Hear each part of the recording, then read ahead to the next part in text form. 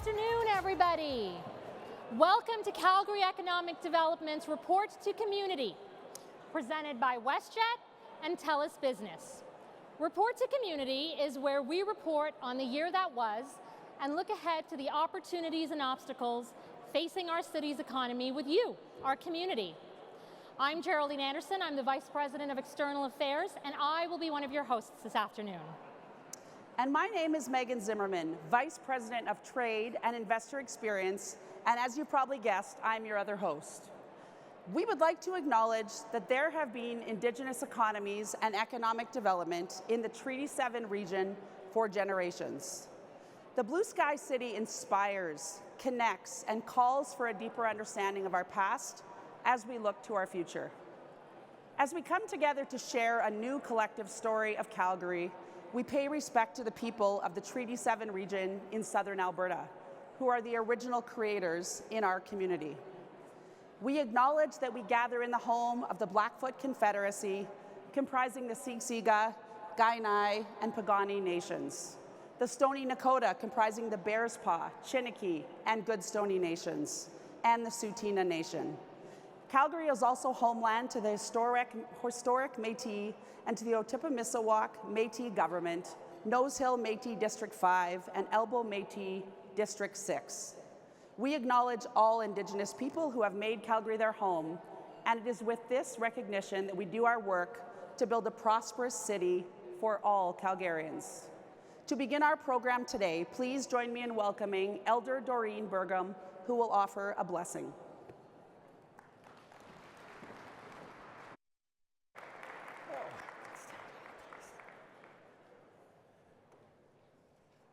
Tansa Kiawao, Doreen Burgum, de Shinnikashan. Ne Papa Ambrose, de Shinnikashan, Betty Le Femelle, Boudreau, Dumont. Ne Mama Mary, de Shinnikashan, Betty Le Femelle, Dufresne, Vaness. My grandfather, Daniel Vaness, was born in Calgary, July 19th, 1885. My great-grandparents, Baptiste and Catherine Vaness, homesteaded on Section 15, where the Saddle Dome sits today. I'll ask you to stand, and we'll start with the east direction. Anybody know which way is east? We got it right? God, our Creator, bless all who are gathered here. Keep their families safe and healthy. Today we stand tall with gratitude and great pride in the spirit and footsteps of our ancestors. God, our Creator, we first acknowledge the east direction, the direction of the sunrise and new beginnings. The east is the direction of the child, so we pray for the youth of the world. Help our youth find the balance between past and present in tradition and spirit. We acknowledge the white race that it represents. Now we'll turn to the south.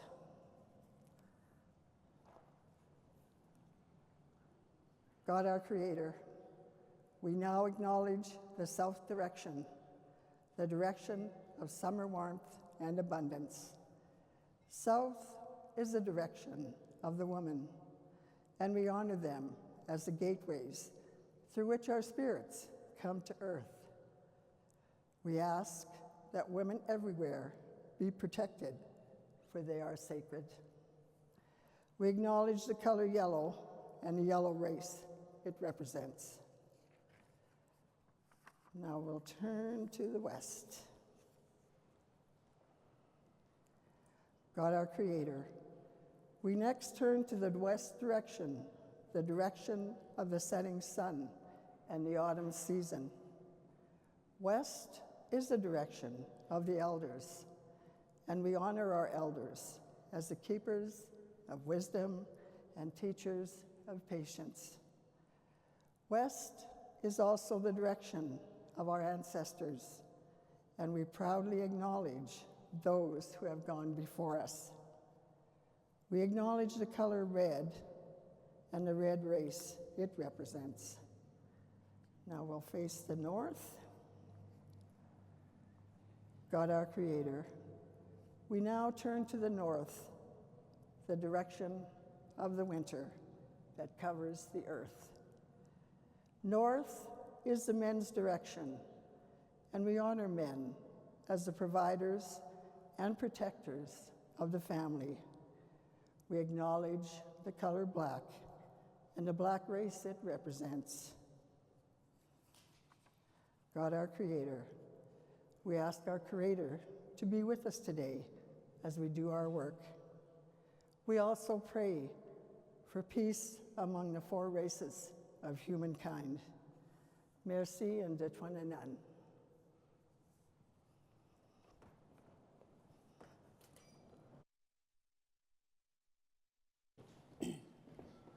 Thank you, Elder Burgum, for that blessing and for starting us off in a good way. And thanks to all of you for being here today. Now let's talk about why we are here. Business, as we all know, likes stability. But over the past year, that has become an increasingly precious commodity. There has been a confluence of personalities, people, and policies that have conspired to make it harder to plan for even the next quarter, never mind the next year. We've seen supply chains disrupted and rerouted, tariffs introduced, then called off, then reintroduced, and long-standing trade relationships tested. This kind of uncertainty shows up in places decision makers feel it the most: pricing, timelines, where to invest, how to grow, which markets feel viable. And there's a lot we don't control. But today, we're going to talk about what we do. Now more than ever, that means a renewed focus on trade diversification. It's always been core to what CED has done, but perhaps never more important than now. As Jerry mentioned, at Calgary Economic Development, supporting local businesses is core to what we do. When we talk about trade or global expansion at CED, the first thing that may come to mind is the exporting of goods. But the definition of trade is much broader. Global expansions can look like the opening of an office in a new jurisdiction, hiring someone internationally, or yes, exporting a good or a service. In my role, that often means being on the ground with Calgary and Alberta companies in those international markets, sitting across the table from potential partners, navigating unfamiliar regulatory environments, and making the case for why the world needs more Calgary. What our team sees time and again is how a warm introduction or a trade mission to the right market at the right time can open the door to an entirely new growth opportunity. And Calgary's global connectivity is critical to making this possible, and a key competitive advantage for our city when we're talking to clients considering moving to or expanding from Calgary. So now, please join me in welcoming Amanda Arfino, Vice President of Sales and Cargo at WestJet, a company who really sits at the epicenter of Calgary's global connectivity.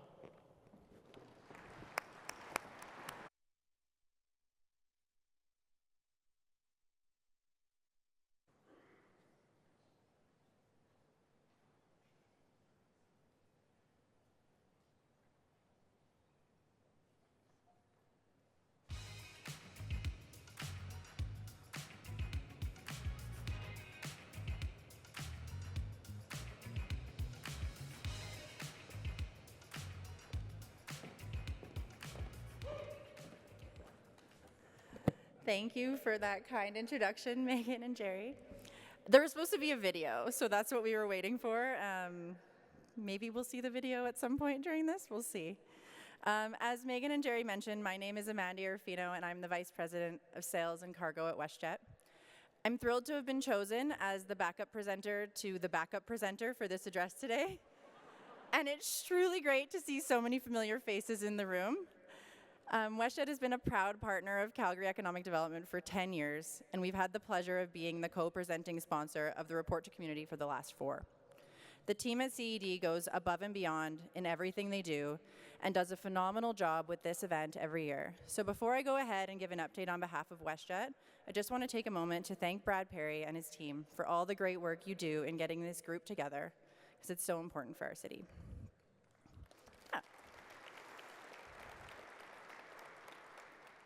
It's also a great pleasure to share the stage with Mayor Farkas. All of us at WestJet are excited about what your team is doing, and we look forward to working with you over the coming months. Calgary is in the midst of a transformation. We are not just growing, we are becoming a truly global city.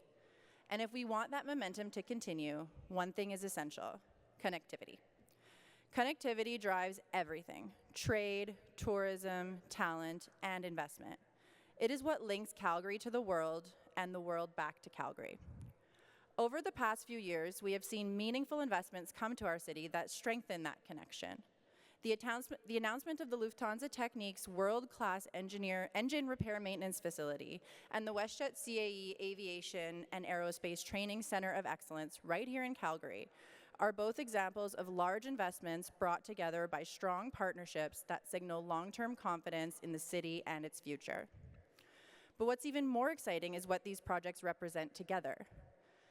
These investments do not just add infrastructure, they represent the establishment of an aviation ecosystem, one that creates real pathways for education, skill development, and high-quality careers. It allows people to learn, grow, and build their futures right here in Calgary. Together, with the people in this room, we have all contributed significantly to enable such growth. And here's where it gets really interesting. Calgary has a population of about 1.8 million people. In cities that size across the United States, places like Austin, Nashville, and Pittsburgh, you typically see about 50 or 60 flight destinations from their airport. Calgary has more than 100. That's not a small difference. That's a completely different level of connectivity. All of this adds up to something really important. Calgary is the best connected mid-sized city in North America. Of the 20 million passengers served at YYC last year, 12 million of them flew on WestJet. And, shameless plug, our cargo volumes grew by 18% as well, moving goods, medicine, e-commerce, and critical supplies across our global network. These flights bring visitors who stay in our hotels, eat in our restaurants, and support our local businesses. They also give us the ammunition to attract world-class events like the Rotary Convention, the World Cup of Hockey, and the IATA World Cargo Symposium that's coming next year. They connect Calgary companies to customers, partners, and supply chains around the world. We at WestJet recently announced the largest ever Boeing order by a Canadian airline: 60 new 737s and 9 new 787 Dreamliners joining our fleet. The growth of our Dreamliner fleet is a result of something bigger than just an aircraft order. It reflects the increasing demand for Calgary to be connected to global markets and global opportunities. From YYC, we can already reach much of the world, and soon we will go even further, with new nonstop service to Sao Paulo, Brazil. That's not just a new route, it's a new connection, it's a new continent, and the largest city in the Americas. This is what building a global city looks like. It's investing in infrastructure, creating opportunities, and enabling economic growth. On behalf of WestJet, we want to thank you all for your support over the last 30 years. And my team has set up a booth where we're doing status matches and some great giveaways, including WestJet points and a draw for gold status and platinum status for the rest of the year. So if you haven't already, please make sure you go by and say hello before you leave. Thank you again for the opportunity to speak with you today. We are so lucky to call this city home. Thanks.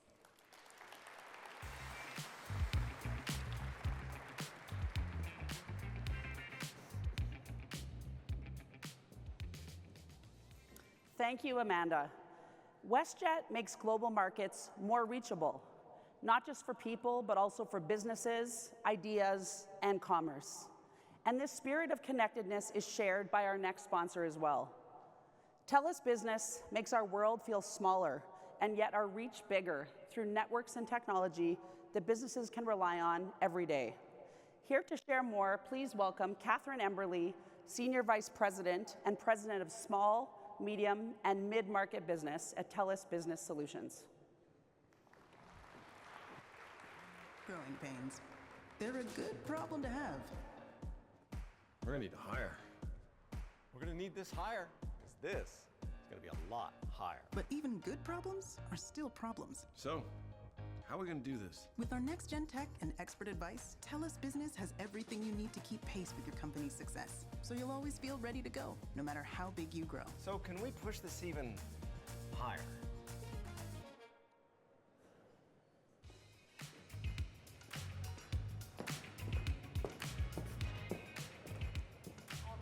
Thank you, Megan, and good afternoon, Calgary. I'll just say I'm a very proud Platinum WestJet customer, so I thought your presentation was amazing. I love being in this room and in this city, and what I love about Calgary is, you know, we are small enough that you can be one phone call away from anyone that you need, but big enough that we can get amazing things done together. So on behalf of the TELUS team, I'd like to extend my heartfelt thanks to Calgary Economic Development for organizing today's event and the vital work that they do every single day for this city's future.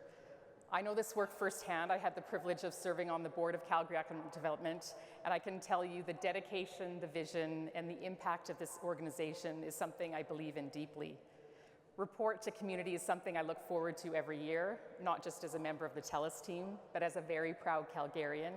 I really do love this city, the people, the innovation, the resilience of the businesses and the organizations operating here. This city is not waiting for the future, it's building it. And at TELUS, we believe that businesses who will lead Calgary's next era of growth are already here, already connecting Calgary to the world. TELUS is proud to call Calgary home and has for over 100 years. Alberta is where our story began, and here it will continue. The future of Calgary and Alberta is something TELUS believes in wholeheartedly, which is why we're committed to powering Calgary's businesses with world-class technology, from our leading 5G network and fiber infrastructure to cybersecurity, cloud solutions, and AI-driven tools that will help local companies compete on a global stage. Because connectivity and infrastructure go hand in hand, you cannot have one without the other, and together they're the foundation on which Calgary's global ambitions are built. From our vital energy sector to our local shops and stores, TELUS is proud to be helping build Canada one connection at a time. And our commitment to the city goes far beyond connectivity, which is why we've invested nearly $63 billion in technology and operations in Alberta over the last 26 years, and why we will be investing an additional $13.5 billion through 2029 to enhance connectivity and emergency support.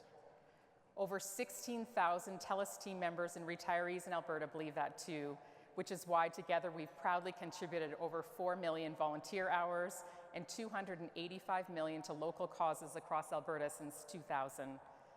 That commitment to social purpose and community partnerships shapes how we do business. That includes enabling trade and global partnerships. Global reach isn't just a theme for today, it's core to how TELUS operates. We connect Canadian businesses to the world, and we connect the world to opportunities right here in Calgary, including standing shoulder to shoulder with the small business community who are the true backbone of our communities. Since 2020, through our TELUS Stand With Owners program, we've committed over $6 million to providing funding, technology, and exposure to help owners thrive in a digital world. And today I want to shine a light on two remarkable Stand With Owner winners and Calgary business owners who embody exactly what this event is like today and are with us in this room. Jennifer Buchanan from JB Music Therapy has built a practice that reaches beyond borders, using music as a universal language to improve health outcomes. So amazing, Jennifer. Alkaram Devani and the team at Middle, who are redefining the modern middle housing market through education, technology, and advocacy. These leaders are proof that Calgary's boldest leaders are not just surviving global headwinds, they're navigating with purpose, creativity, and resilience. Calgary's next era of growth will be written by leaders like these, empowered by the connections, the technology, and the partnerships that bring the world closer together. At TELUS, we are honored to stand with Calgary's business community today and for every bold step into the future. You can count on our team to do the work to help our city reach its full potential. Thank you very much.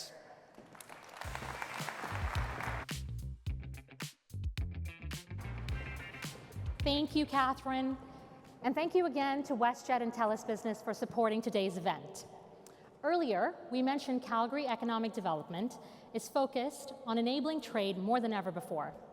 One of the main ways in which we do that is through our Trade Accelerator program, or as we call it, TAP. TAP is a practical solution to a suite of global challenges. It helps Alberta companies become export ready, choose the right markets, build an export plan, get coaching from peers and industry partners, and avoid the expensive mistakes that come from learning everything the hard way. In our roles, we have front row seats to the ambitions of the companies we support every day. And Calgary companies are not mere spectators to international headlines. They're thinking about when to enter new markets earlier and more seriously than ever before. And at CD, we're leaning in to support that growth every step of the way through initiatives like our Trade Accelerator program, or TAP. As we look ahead, staying focused matters. And strong governance and a clear vision keep us focused. We're fortunate at Calgary Economic Development and the Opportunity Calgary Investment Fund to have boards that bring a wealth of experience and guidance to all the work we do. It's made up of volunteer community and business leaders who push us to think bigger while staying grounded in what matter to Calgarians. And now it's my pleasure to introduce one such business leader we're lucky enough to have in our corner, Osman Tahir Jutt, Vice Chair of Calgary Economic Development's Board of Directors. Welcome, Osman.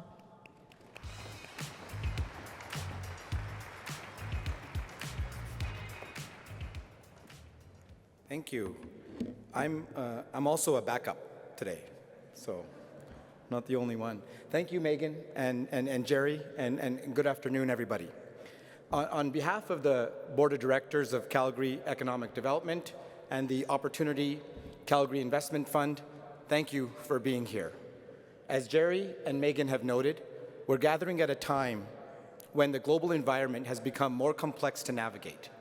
After months and really years of working through this, one thing is clear. We have a responsibility to build an economy that creates real opportunity for the next generation. If anything, it's a signal that we need to be more deliberate in how we approach economic development. That is why trade and diversification remain central to CED's focus. Because ultimately, this work is about long-term economic strength for Calgary, more stable employment, sustained investment, and an economy that can adapt as conditions change. As we look ahead and think about where we can truly move the needle, one thing becomes clear. Alignment between our public and private institutions will make real material difference in shaping our city's future. The City of Calgary is currently shaping its next 4-year business plan, and as we move towards becoming that city of 2 million people. At Calgary Economic Development, we're advancing our plan in parallel with a clear focus on diversification as the foundation for long-term growth.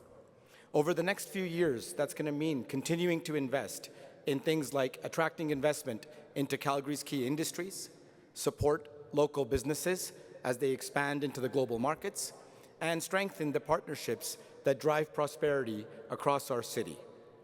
And when I look across this room today, I see that work is already underway. We have a dynamic cross-section of Calgary's business community here today. Some of you are in the arts, a sector that is going through a generational transformation fueled by new investment. Some of you are in the building startups. Some of you are building startups in emerging industries. And many of you are part of established sectors like energy, a backbone of our economy that continues to evolve and innovate. Every one of us has a role to be playing in shaping Calgary's future. But success won't come from individual efforts alone. It will come from alignment. Our plans and strategies give us direction. But it's the conversations that we have, it's the partnerships that we build, and the work that we do every single day that turns that direction into real, measurable outcomes. And if you allow me, I'm going to veer a little bit off script for a moment. And what I think everyone here would agree on, whether you're in government, business, or serving the community, is that our city and province have to be successful to be truly prosperous. We need that leadership that is focused on the future that we're building together. And that means thinking about that next generation in the decisions that we make today and the priorities that we set. We need certainty. We need certainty for business, and we need certainty for our youth, that they will have the opportunity, that they will be able to build their lives here, and that Calgary and Alberta will continue to be a place where they feel like they can belong. Because when things aren't right, we do have a responsibility to speak up and to keep pushing for that kind of future our next generation deserves. And I'm saying that as a child of immigrants, I say that as a father of 2 young boys, and I say that as a proud Calgarian. Thank you. Thank you. And that's why today I want to recognize boards of both Calgary Economic Development and the Opportunity Calgary Investment Fund for the expertise and direction that they bring to this work, even when the environment around us is anything but predictable. I want to acknowledge Team Calgary, a group of more than 80 organizations working together to advance our city's economic future. When we come together and speak openly about the challenges that we face, opportunities don't just grow, they multiply. And that kind of collaboration is a true competitive advantage. And finally, I would like to recognize today some sponsors who have made this conversation possible. Our presenting sponsors, WestJet and TELUS, who we heard from today, TELUS Business. Our AV sponsor, Encore. Our gold sponsors, Aspen Properties, the Calgary Herald, and the Calgary Hotel Association, and the University of Calgary. And to our silver sponsors, the Alberta Blue Cross, Borden Ladner Jervis LLP, Calgary Arts Development, the Calgary TELUS Convention Centre, Mount Royal University, SAIT, and Stone Olfson. Your support enables this work and reflects the shared commitment to Calgary's continued growth. Thank you for being here and for your leadership in shaping Calgary's economic future. Thank you.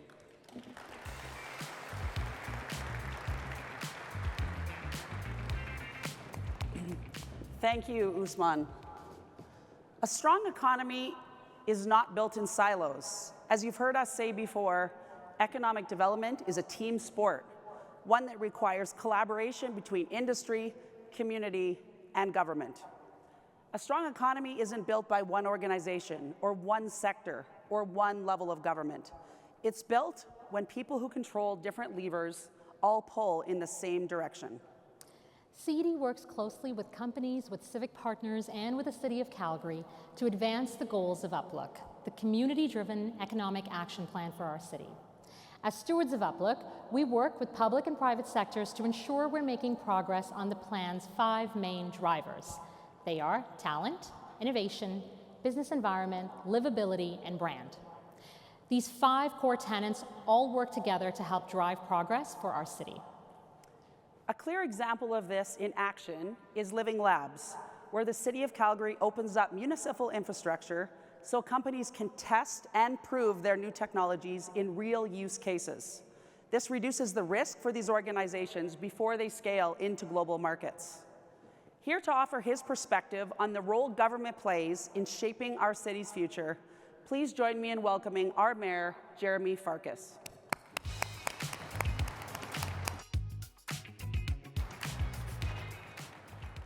Oh my gosh, hello. You know, it never gets old to be in a room with Team Calgary, 1,500 people today. Thank you so much for this opportunity to be with you. I should have to say first to Amanda, I'm glad that I got invited back to be on the stage with anybody from WestJet after being at the Sao Paulo announcement and making some remarks about legroom after Alexis had the chance to speak. I can relate as well to being the backup speaker whenever I'm in a room with former Mayor Nahad Nenshi. Usually I have a little bit of imposter syndrome, but guess what, Nahad? I'm up here and you are not in a position you can't even turn off my microphone anymore, so I can talk and talk and talk. And I think I was told that you get about 5 minutes per council term, and I've been here about 6 months, so I think my time is already up. But honestly, it is an incredible privilege to be with you here today as Mayor of Calgary, but also more importantly as a proud Canadian. And this afternoon, I want to talk about why Canada still matters and why cities, yes. I want to talk about why Canada still matters, and I want to talk about why cities like Calgary are helping us show the way forward. because we are living in an incredible time and a moment of tension in our country and in our world.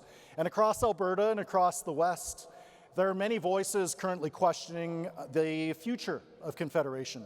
Voices that are talking about separation, voices that are saying that the system no longer works for them. And I want to tell you that we should not dismiss those concerns, because they come from real frustrations, from people who feel like their work helped build this country, but their voices are not always heard in it. From communities that power Canada's economy, yet sometimes feel taken for granted. These are feelings that deserve respect. They deserve to be heard. And that frustration has grown from years of federal decisions that many here see as outright hostile to our resource sector, a sector that has generated hundreds of thousands of jobs, created prosperity across Canada, and produced the revenues that help fund public services from coast to coast. So it is true that those frustrations are real. They are deeply felt, and they cannot be dismissed. But, and most importantly, it is true that some are exploiting that frustration to argue that Alberta and Calgary would be better off alone. Because to choose independence would be to walk away from partnerships that help create opportunity and investments and jobs here in Alberta, just as Alberta's energy sector helps create opportunity, investment, and jobs across this country. And we've seen this before. We can look to Quebec and understand the long-term economic consequences that come with that sustained uncertainty, capital flight, weakened investor confidence, and years of instability. Those are very real risks, and we would be foolish to ignore them. But beyond that, independence would mean turning our backs on the very partnerships that have helped make Alberta such a success. But they also raise an important question for us, for all of us here in this room today. What kind of country do we want to be? What kind of city are we? Do we retreat from one another, or do we rebuild a stronger federation together? Because Canada works best when every region sees itself reflected in the success of the whole country. And Alberta and Calgary have always been central to that success. Our energy sector helped power Canada's prosperity for generations. Our entrepreneurs helped build one of the strongest economies in the world. And today, as we're about to hear more, our city continues to grow, to innovate, and to lead. Because Calgary is one of the fastest growing cities in North America. People are coming here from across Canada and around the world because they believe something important about this place. That if you work hard here, you can build something for your family, something better. And that belief is the Canadian story. It's a story built by people who came here from somewhere else. Today, 1 in 3 Calgarians were not born on this continent. More than 240 ethnic origins are represented right here in our city and likely right here in this room. Over 165 languages are spoken in Calgary homes. And that diversity is not a weakness. It is, in fact, one of our greatest strengths, because diversity is not just about culture, it is also about economic strength.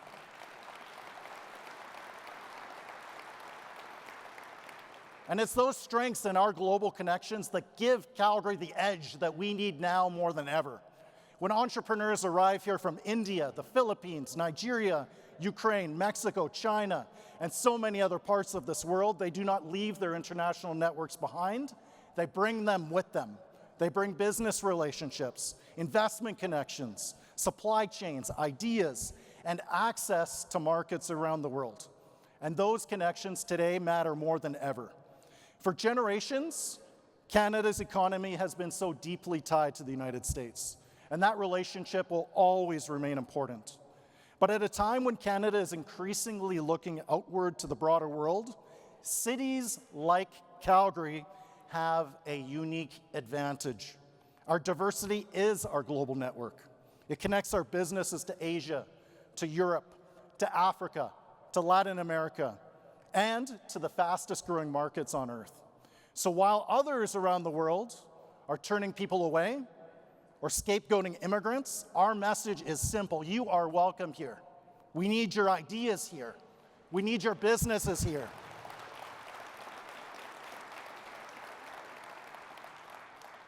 We need your experience here. We need your know-how here. Because the Canadian story and the Calgarian story has always been about people who came here to build companies, to build communities, to build a better life for their children. But welcoming people also means building the infrastructure and the homes that support that growth. And today, this is another area where Calgary is stepping up. Today, thanks to many of the people in this room, Calgary is widely recognized as Canada's housing engine. Last year alone, our city recorded more than 25,000 housing starts, the most of any city in Canada. For the fourth year in a row, we saw record housing growth. And when nearly 30,000 homes were completed in 2025, more than double the average we built over the previous decade.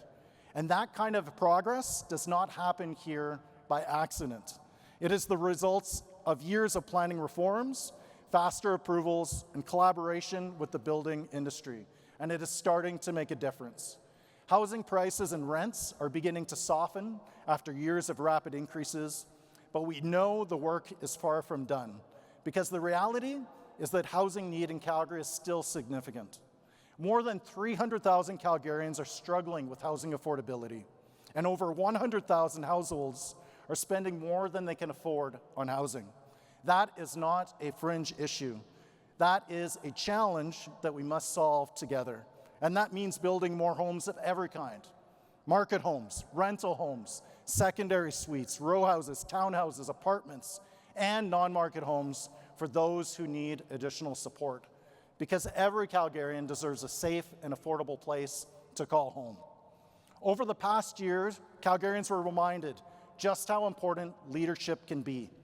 When the Bearspaw feeder main was compromised, it forced our entire city to rethink what most of us take for granted every single day: water. Almost overnight, Calgarians were asked to conserve in ways we had never, ever before. Shorter showers, businesses adjusting their operations, families making small sacrifices every day, and yet something remarkable happened. Calgary, the people in this room and beyond, rallied. Neighbor by neighbor, business by business, community by community, we stepped up as Team Calgary. People did not complain, they stepped up. Because they understood, because we understood, that protecting our water system was about protecting the future of our entire city. At the same time, we faced a critical decision. The Bearspaw South feeder main is infrastructure that helps deliver water to the majority of Calgary homes, a true lifeline to our city. And when the problem emerged, we had two choices. We could delay. We could study it for years. We could play the blame game. We could push the decision down the road. Or we could lead. So we launched a plan to build a brand new steel pipe, a project that would normally take 4 years. And we are building it in less than one, not by cutting corners, but by working together. City crews, engineers, contractors, city council, community, everyone pulling in the same direction. And that is what leadership looks like. And frankly, what we are doing here in this room and in the city is a lesson for a country and a lesson for the world. Because serious problems require serious leadership. The same approach applies to how we manage public finances, because leadership also means discipline. Last week, Calgary City Council passed our property tax bylaw with a 15-0 vote, a vote that your former worship, you'd probably be jealous of, an overall increase of just 1.2%, one of the lowest increases in a generation. And we achieved it while still investing in public safety, investing in infrastructure, and the services a growing city requires. At the same time, Calgarians are seeing something very different on the same tax bill. The provincial property tax portion increasing more than 20% as part of the largest property tax increase in this city's history, thank you to the provincial government.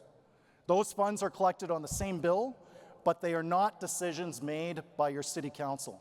So the contrast is clear. At the municipal level, we showed what fiscal discipline looks like. Careful budgeting, tough decisions, and respect for taxpayers. Because making the case for Canada means proving that government can still deliver results, that we can still build big things, solve real problems, welcome people from around the world, and grow our economy responsibly. Calgary and our country has never succeeded by standing still. We built railways across a continent. We built the energy systems that power the modern world. And today's cities like Calgary are helping build the next chapter. Energy, technology, agriculture, artificial intelligence, logistics, clean innovation, and the infrastructure that makes all of it possible. Excuse me. So when people ask whether Canada can still lead, whether infrastructure can still deliver, whether our cities can still build, I point to you. I point to Calgary. I point to Calgary Economic Development, which alone supported more than $1 billion investment in the city, helping drive more than 8,000 jobs. I point to Opportunity Calgary Investment Fund, which has already delivered a 12 times return, generating more than $1.1 billion in economic activity. I point to a city that rallied during water restrictions, a city replacing a critical pipeline in less than a year, a city leading the country in building new homes, a city welcoming people from every corner of this amazing planet, a city holding the line on taxes while continuing to invest in the future, a city that believes in building again. Because the truth is this: the 21st century will belong to the countries that build, that welcome talent, that solve problems, that have the confidence to grow. Canada will be one of those countries, and Calgary will help Canada win the coming century. But before I close, I want to recognize the people who made this possible. If I could ask them to stand, if I have any of my Calgary City Council colleagues in the room with us, please stand and be recognized. If there's anyone in this room that's part of our post-secondary institutions, please stand and be recognized. If we have any leaders in this room from our arts community, please stand and be recognized. If there's anyone in this room from our social sector agencies and partners at the City of Calgary, please rise. If any of you serve as not-for-profit board directors in the Calgary community, please stand and be recognized.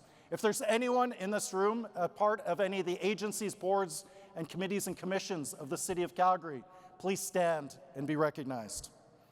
If you were one of the Calgarians who helped our city get through the water restrictions, I would also like you to stand and please be recognized, please. And I know with how much we were in the green zone, all of you did it. If you shortened your showers, if you adjusted your business operations, if you helped our neighbors conserve water, if you were one of the city workers, engineers, contractors, or volunteers keeping our system running, all of you are parts of Team Calgary. Because the story I told today is not really about infrastructure, it's about people. It's about what happens when a community comes together to solve a problem far bigger than any of us. And if Calgary can do that, then Canada's future is very bright indeed. Thank you for this opportunity to be with you.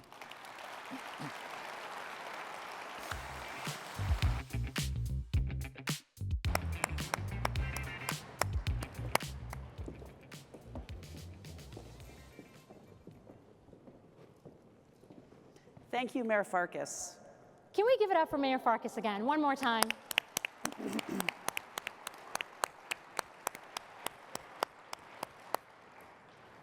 Remember when globalization was a new term? Well, it's gone from something novel to something almost passé. We're now in a period of what some are calling re-globalization or neo-globalization.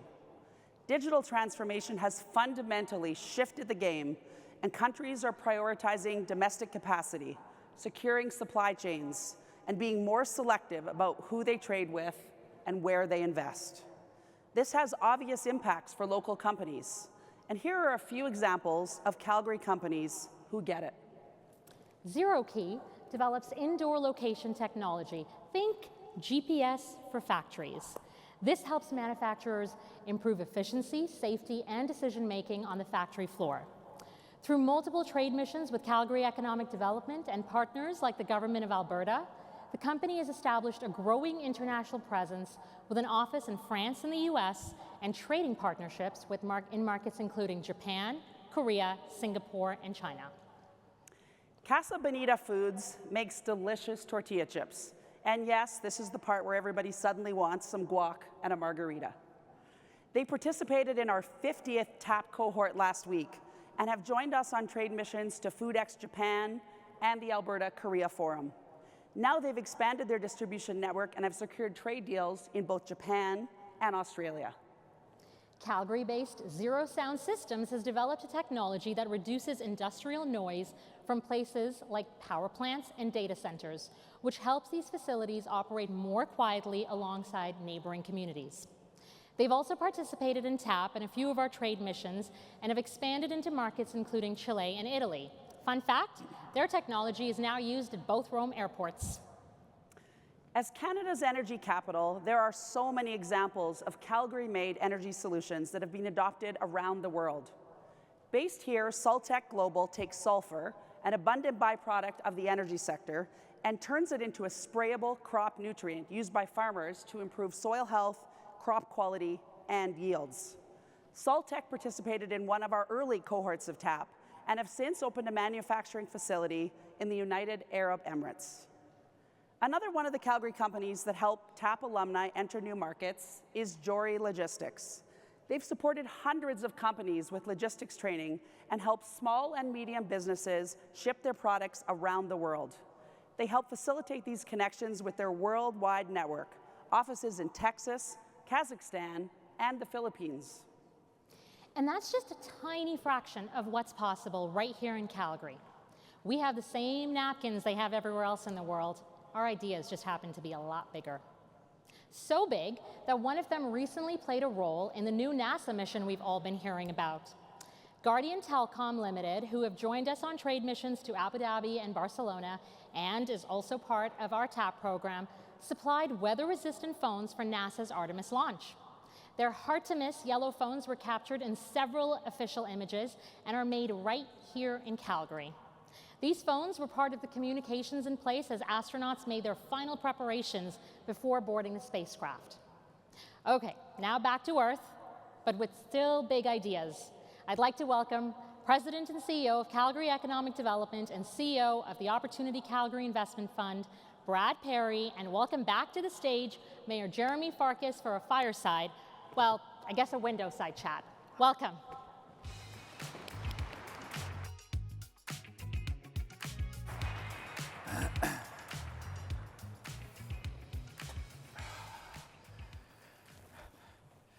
I've never had a window side before. I know, exactly. Thanks, or a Gary. construction side, I don't know. So, You know, this is actually Calgary in a nutshell, right? Cranes. absolutely. You got City Hall, you got arts, you got Bow Valley College, you got residential office conversions. Like, this is it could be a postcard. Absolutely, that's what our city's about. Now, I got a bunch of questions. We got a bunch of questions from Team Calgary partners and stuff, but I don't think I'm going to need a lot of questions. I think there's a whole bunch of stuff we're going to need to unpack after your amazing speech, aren't we? Anything you want to sort of go into a little deeper than that we just told the audience? Well, I would just say thank you to my council colleagues as well for letting me play hooky from the council meeting. I think we're something like 200 hours into our blanket rezoning discussion. I think we only have another 50 or 60 to go.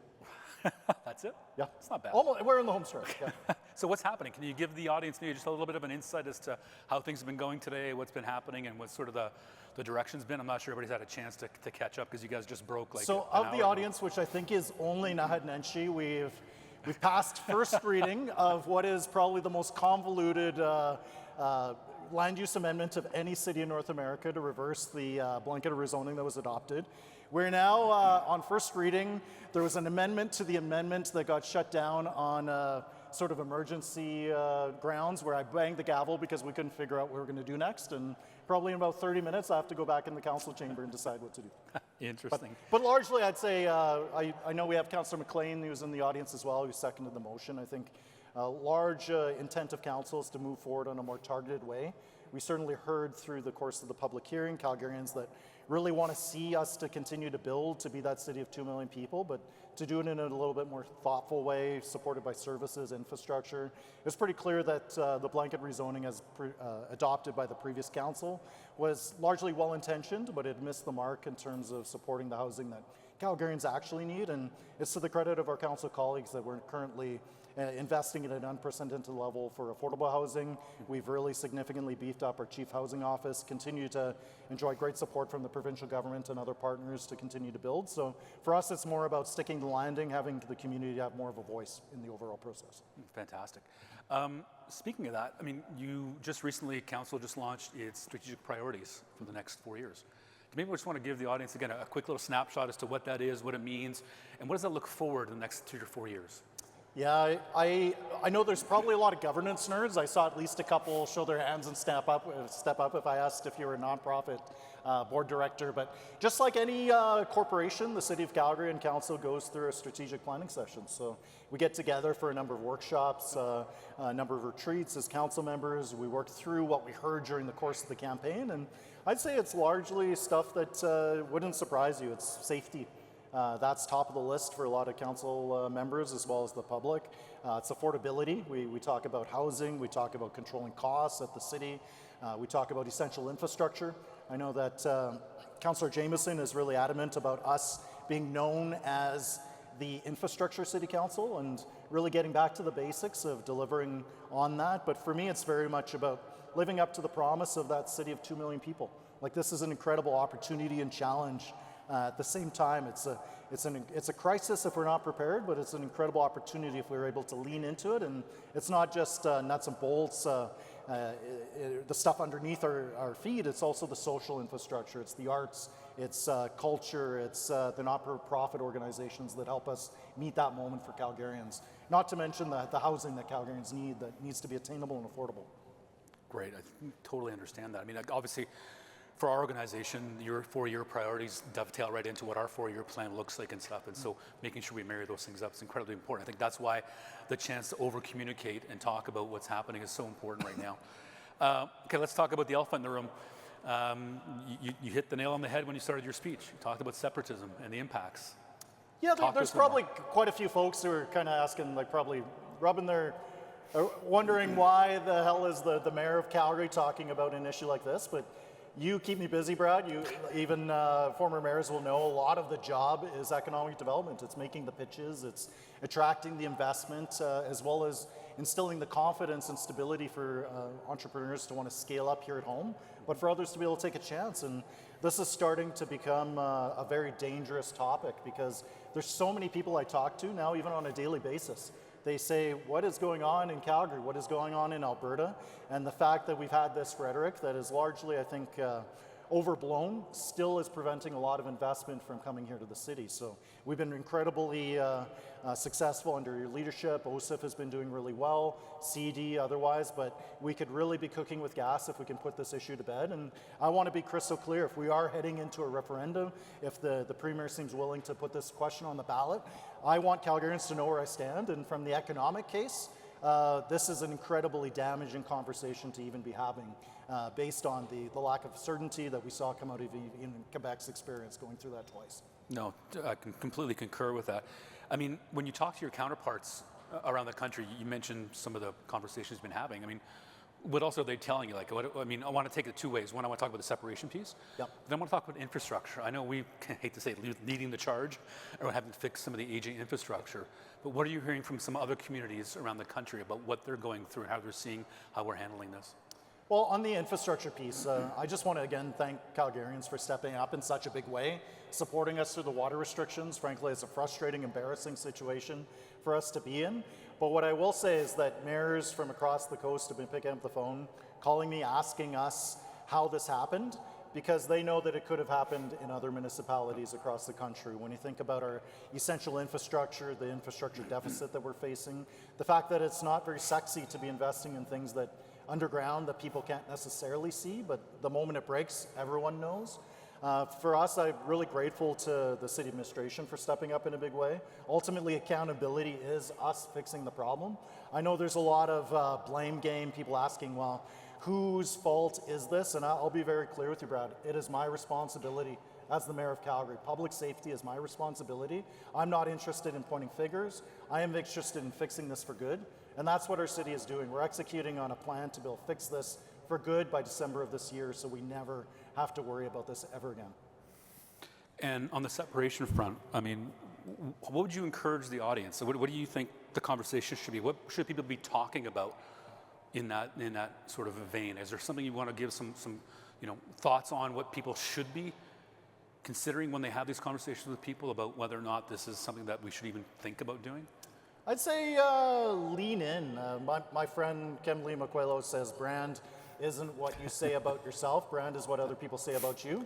So when you think about the folks in this room, when you are having conversations with people across the country, tell them how you feel about this as an issue. But don't downplay the seriousness of the concerns. I think some of the frustrations out there are legitimate.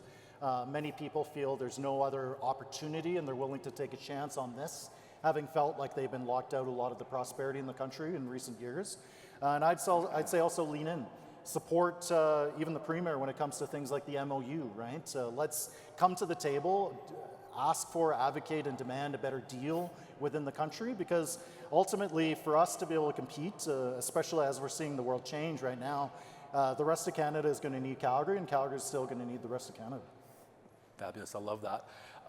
You talk about nation building projects. How close have you been to that? Have you been talking to Don at all? Have you been involved in some of those conversations? Yeah, Calgary's an exciting place to be. I think there's approximately $25 billion of public and private investment within, say, 2 kilometer square radius of this location. When you think about the Green Line, the event center, arts like Workland Center just outside the door there. It's all of the above, and I think Calgary, as well through Prairie Economic Gateway, there's a lot of incredible initiatives where we're going to be able to punch way above our weight, and it's also the people pipeline, it's the talent. I know Debbie Edlin's probably in the audience. I want to give a plug to our post-secondaries again. You know, our universities, MRU, University of Calgary, they're really instrumental, and I think it was a tagline of CD in previous years, and that we want Calgary to be that destination of choice for the world's smartest people to solve the world's toughest problems. And that's what we're doing, not just through the infrastructure that we're building, but the ecosystem that we're enabling and cultivating through OSIF and other initiatives. You obviously you talked about the province and the split from a tax perspective, and you know, I think we've heard that loud and clear. But have you had conversations with the province, and what's that going like? Have you opened up that dialogue, and are they listening at all? Are they willing to have the conversation, or can you give us a little bit of a sort of inside baseball on that? Yeah, no, I'll certainly be the first to appreciate the financial difficulty that the provincial government's in at this point. But for me, we have to acknowledge that there's only one taxpayer. And when you have a convoluted system like property tax, most people are inclined to shoot the messenger. Even just by a show of hands, how many of you in this room are aware that almost 50 cents on the dollar of your property tax bill goes to the provincial government? Right, so a minority of people in this room.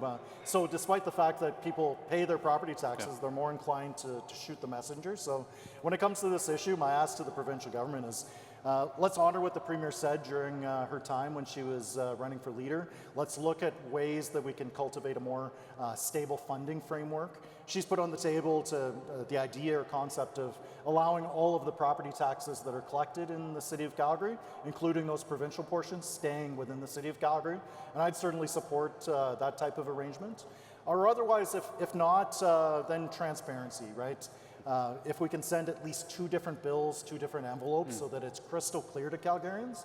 But again, it is a bit disheartening for our council team, where we spent about 3.5 weeks really sharpening pencils, holding our city administration to account, bringing in department by department, really grilling them to be able to bring about a 6% tax increase down to 1.2, and to have all of that erased with nearly $400 extra being added by the provincial government, it bears some deeper questions around accountability. Going back to nation building for a second, this could be a little spicy, but what the hell? Let's try it, right? Olympics. You want to talk some Olympics? Want to talk about? You know, Brad, we talked a little bit about this, but I regret not trying harder to redeem the bid in 2018. And I think part of the challenge I had was that it really felt like it was more the political class that was driving the bus. I didn't see the groundswell of grassroots support. I didn't see leaders like Frank King kind of emerge. And for me, when I think about our changing relationship with the world, I think about Prime Minister Carney, his commentary at Davos and others. We're at a moment where I think Canada could be the place to convene. And if this is our opportunity to be able to get the funding that we are owed our fair share of, and here in the West, potentially to address the issue around McMahon Stadium, to be able to get the infrastructure that we need to fully build out the Green Line, to be able to finally connect our airport to our LRT system, and build the housing that over the long term we need to build a legacy for, not to mention address wind sport in the Oval. I think we'd be crazy to not at least be considering it, but my condition really would be it needs to be the community support, it needs to be in partnership with our Indigenous neighbors, but I think there is a hell of a business case to potentially be thinking about a 50th anniversary bid. Yeah. Wow, you heard it here first. All right, we talked about 50 years ago, but how would you describe sort of right now, today, the moment for Calgary? Like, what does that feel for you? What is that? What is our moment right now? It's certainly go time, right? We are on the cusp of being the city of 2 million people. We're trying to decide what we want to be when we grow up. Are we truly a global city? And all of the indications are yes. We are catching up. Rather, the perceptions of Calgary are catching up to what we were and who we were 5 years ago, 10 years ago. So there's a brand element to that. There's an ambassador element to that when we're making the case to the rest of Canada. But people are voting with their feet, right? When we think about 100,000 plus people moving to Calgary or the region proper, when we think about Calgary's new alignment with our regional municipal partners, the restarting of our regional table, we're really cooking with gas. But we're also at a moment of anxiety. There's fear that's associated with housing, with services, with infrastructure. There's a bit of a scapegoating that's coming from blaming population growth on the challenges, the strain currently being experienced by our education, our healthcare system.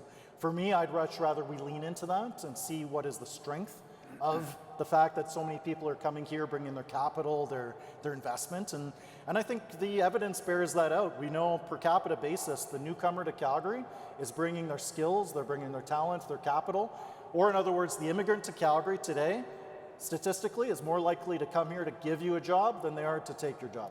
And I think that the evidence and the facts are on our side, and we need to continue to repeat that message. Fantastic. What's the, looking towards the 2 millionth, what's the one thing we can't get wrong as a city?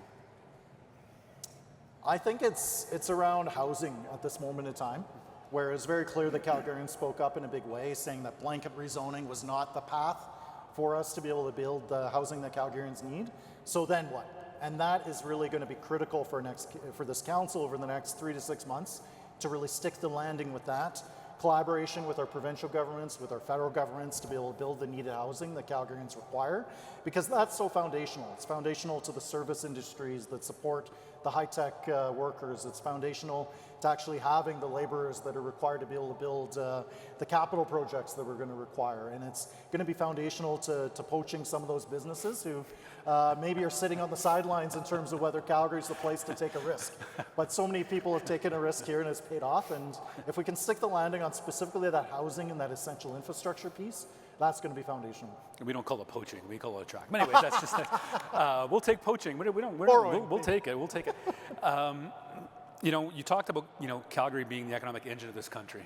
We talked about that, we see that, we're driving that. I mean, when you think about interprovincial trade, when you think about conversations with other cities or other provinces, what's the role that a city like ours should be playing in driving some of that? Well, we've tried to do things a bit differently. I think Councillor Clark's in the room here. We've really tried to reignite our relationships with our sister cities. So not just internationally, but also here in Canada. And it was our great fortune to host a delegation from Quebec City. We had Mayor Marchand as well as many of his city councillors here.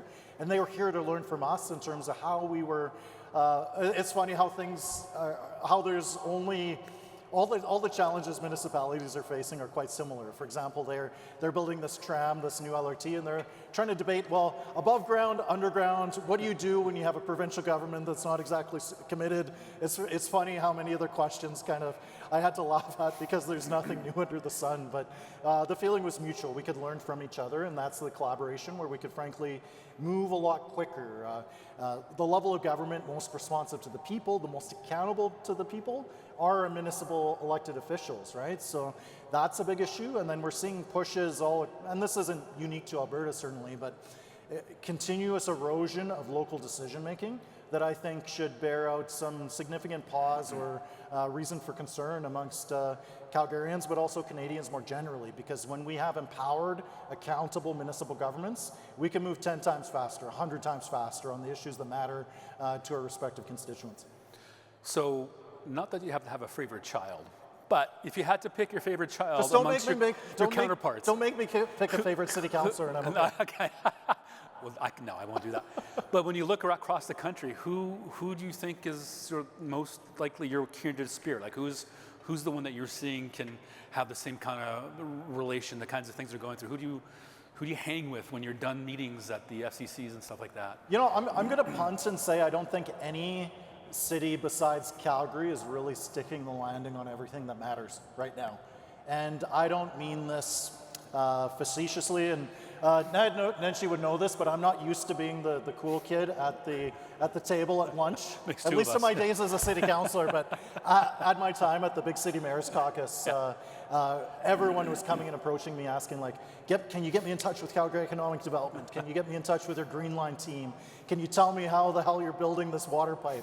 Things like that. We do have challenges here, but the way that Calgarians are rising to the moment to meet that, no other place in Canada is seeing the amount of just the brand presence, the attraction. We're growing faster than any other place in North America because people believe in what we're doing, and Calgarians believe in what we're doing, and they're telling their friends about it. But I'd say it's one of the benefits of being an independent, like non-partisan political leader is I get to pick and choose what's working, what isn't. If I can be practical, if I can be pragmatic, take the best ideas from across the political spectrum and across the country without having to worry about any of that partisan BS, that means I can get a lot done and a lot done quicker. I love it. Okay, we're running out of time. We're getting the flashing light. One last question. It's been about 6 months now. Yeah. Right? Can you believe that? Time flies. I can hardly believe it. In fairness, it feels like I've been there years because I have been as a councillor. That's true. But in the first 6 months, I mean, what's been the biggest surprise for you? Like, what's the one thing you're going, man, I didn't realize this being mayor. What's that one thing that was like, holy shit, like what? Oh, I didn't realize I was walking into this or something. What's that? You know, just the big surprise is how little overlap there was with actually my job as a city councillor. I know the mayor a couple times previous would joke like, there's not a lot of exposure, but for me, it's just getting to see this Calgary, the city in different eyes. Like I get invited to so many different community events. I'm out there at festivals. I'm out there at openings of little barbecue, hole-in-the-wall shops, like the excitement that's going on. And I pivot back to that number. 1 in 3 Calgarians were not born in North America. So it is the world's most brightest minds. It's the world's most determined people who are coming here to be able to solve those problems. Like I am blown away by the expertise that's out there, and I'm also the beneficiary of hearing from about 450 people through the course of our public hearing. But the fact that so many people come to the table with their ideas, their solutions, how we can actually fix these problems, that's what I'm blown away, is just by the talent, the expertise that exists, not just in our business community, but also our social sector. Look, I know you have to get back. Apparently you're back on the clock in about 10 minutes. I want to thank you so much. How about a round of applause for the mayor, please? Thank you again for making the time. Thank you, sir. Appreciate it. Thank you. Take care. All right. Well, there you go. That's pretty awesome. Hey, how about a big hand for our hosts? How about our hand for Jerry and Megan and the amazing work that they're doing right now? How's everybody doing right now? How are we doing out there? There we go. All right, we'll take it. A little 6-7.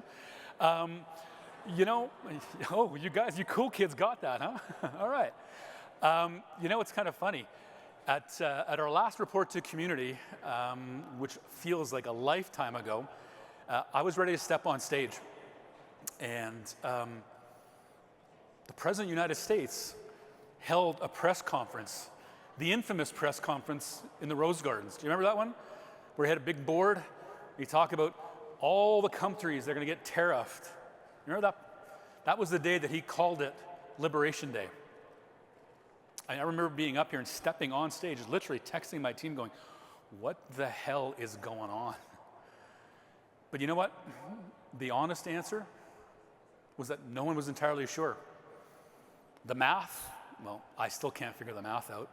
I mean, the messaging was confusing. I mean, especially when you think about him threatening certain islands where the only inhabitants were penguins. And I know, look, I mean, we can probably find a bit of humor in some of that confusion, but the reality was that the impact that happened was immediate. That announcement, combined with the actions that they were taking by the US towards Canada in the lead up to that day, injected massive instability, not just into our local economy, but the global economy as well. I mean, for the first time in generations, Canada's trade relationship with our closest and most reliable partner is now openly being called into question. We entered into a new global trade paradigm almost overnight. I mean, it's become abundantly clear that we can't assume or presume that our neighbor to the south will uphold some of the most long-standing and beneficial trade agreements ever. I mean, barriers have gone up quickly. They still keep going up, and they're hitting most, if not all, of Canada's key sectors, and they're continuing to do so, unpredictably. And it's that unpredictability that's what's shaken our biggest and longest-standing partnership. The reality that we know is that we can't or couldn't replace access to a market of nearly 400 million consumers. And nor should we. We should never turn our back on our closest allies. But we also know that we couldn't stand still. So as you heard before, we doubled down on the work that we're doing around trade diversification. We've been doing trade for over 8 years at Calgary Economic Development. And as you heard, last year alone, only 24% of the CED-supported trade deals were with US customers. That's the smallest share of US-focused trade deals on record at CED. Instead, Alberta companies were looking at the Middle East, they were looking at Europe, East Asia, Latin America, Oceania. And at the same time, through our Trade Accelerator program, which you heard Jerry and Megan talk about, CED-supported companies secured $60 million in trade revenue. We saw 45 deals last year, which is our highest volume yet. We also saw local companies expand into over 21 countries across 6 continents. And it was across a span of industries: energy, advanced manufacturing, agri-food, digital technologies, life sciences, aerospace. The list goes on. And you know what? In just a couple of weeks, we'll be launching a new program called Level Up. This is a program that's designed to help larger export-ready companies move into a more complex international markets by providing advanced trade support, helping companies scale, finding new, bigger deals, and diversifying into markets more quickly. But trade was only part of our story in 2025. Our investor experience team directly supported over 85 companies with their talent and real estate needs. In fact, the team helped companies secure almost 700,000 square feet of real estate. Our Team Calgary program now has over 85 corporate partners. Most of you who are in the room today, and you know how much I value you in the belief in the work that we do, so I always thank you for that.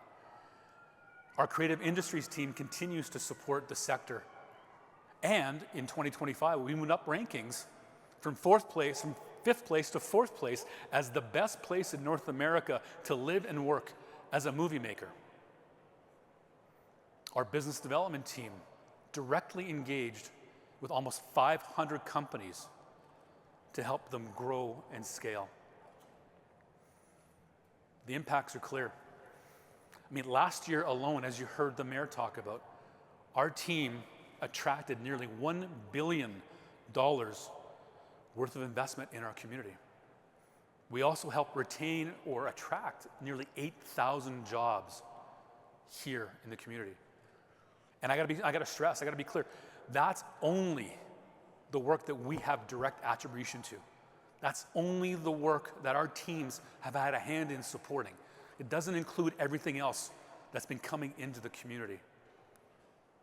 You know, at the same time, we also saw a major shift in how the world perceives our city. Do perceptions matter? Yeah, I think they do. Because they're a barometer for how attractive we are for the capital, the companies, and talent that we need to grow and diversify our economy. Questions like, are we business friendly? You know, can people build a career or a life here? Are we a diversified city with a diversified economy? Those are the kinds of questions we need to know about. And we look at these perceptions every year in our key markets. So, what's the news? Well, it's actually pretty damn good because it's moving in the right direction. The share of people who see Calgary as having a diverse economy rose by 22%. Those who viewed Calgary as a place to build a career went up by 20%. And perceptions of Calgary as a good place to do business rose 11%. Overall favorability for our blue sky city increased 10%. That was driven by strong views of our quality of life, our economy, our culture, and our community. Think about that. That's double-digit increases almost across the board in 1 year. That's incredible. Think about that. That's massive. Anybody who knows market research will tell you that is completely off the charts. And you know what? Our city is increasingly being seen as a vibrant, optimistic, and innovative one. For talent that's looking to relocate, we're now the #1 destination for US talent. And we're the second choice from a national perspective. The mayor talked about the Opportunity Calgary Investment Fund, or OSIF, and we continue to make strategic investments into our ecosystems. Investments like the Knowledge Society, who are helping train the next generation of entrepreneurs at the high school level. Or our investments to continue to support the building out of our innovation ecosystem with investments in the Ag Sphere, which is our agricultural innovation hub, which have a booth just at the back. I haven't talked to them. Go talk to Lindsay. Go talk to the team. We also invested in ConvergeX defense and dual-use commercialization hub. And so that's when you hear a 12x return on our funds committed. Is it making a difference? Well, our tech ecosystem grew by 13% in value between 2023 and 2025. Yeah, 13% sounds, okay. But here's what's really interesting. Other ecosystems around the globe declined by an average of 14%. It's massive. That's unbelievable. Calgary is now ranked amongst the top 30 tech ecosystems in North America. We're also in the top 50 emerging ecosystems globally. And for the second year in a row, we are still the fastest growing tech talent market in North America. So, pretty good. These numbers show momentum. But we didn't do this alone. These results aren't just because of our work.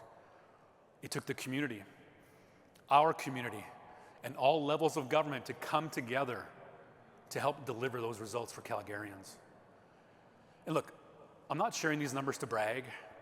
Okay, maybe just a little bit because, it's me. So, but the reality is what this community has achieved in such a short amount of time by coming together and believing in itself, it's nothing short of awe-inspiring.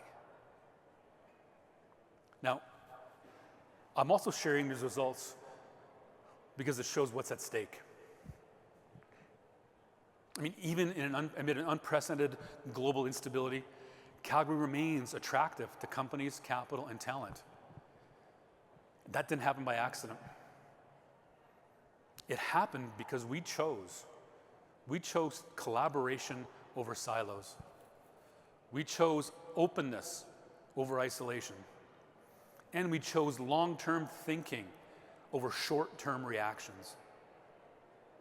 You know, in times of uncertainty, there's always a temptation to pull inward, you know, to raise barriers, to become more insular. I mean, we've seen this before. We saw it in the 1800s and 1900s. We saw it again in the 1990s. And really, if you think about in 1890, the McKinley Tariff Act in the US, they imposed 50% tariffs on Canadian goods. What was the result? Higher prices for Americans, a rise in Canadian nationalism, and the formation of closer trade relationships with Britain and other countries. And now we're seeing it happen again in real time. The Globe and Mail recently did some analysis on what the impact has been in the US over the last year on their economy. And, well, it's not shocking, but they've confirmed what we knew. Tariffs have led to higher prices, and they have not delivered the job growth that was promised. Look, nobody wins in a trade war. Capital's fluid, and in a volatile global environment, it will choose stability, predictability, and certainty. If we choose the same path, the same unpredictable path, that capital and that talent, it's going to go somewhere else.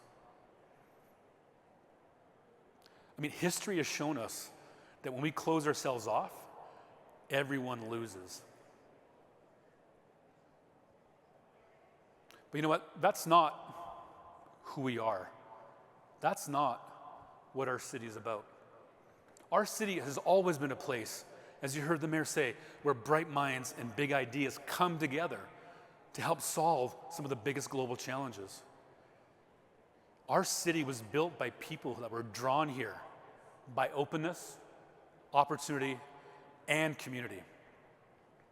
They're the dreamers, the doers, the visionaries, and the innovators who embody the values that still define us today. I mean, our energy sector was built by people who believed it didn't matter who your father or your mother was. What mattered was the ideas that you brought and your work ethic. People from across Canada and from around the world came here. They built new technologies. They pioneered new processes. And they turned Calgary into the energy capital of this country. And that's that same ingenuity that'll ensure that we remain a global energy leader in the future. But we can't just stop there. I mean, if we look at other sectors, from aerospace to life sciences, from digital technology to advanced manufacturing, Calgarians are building companies.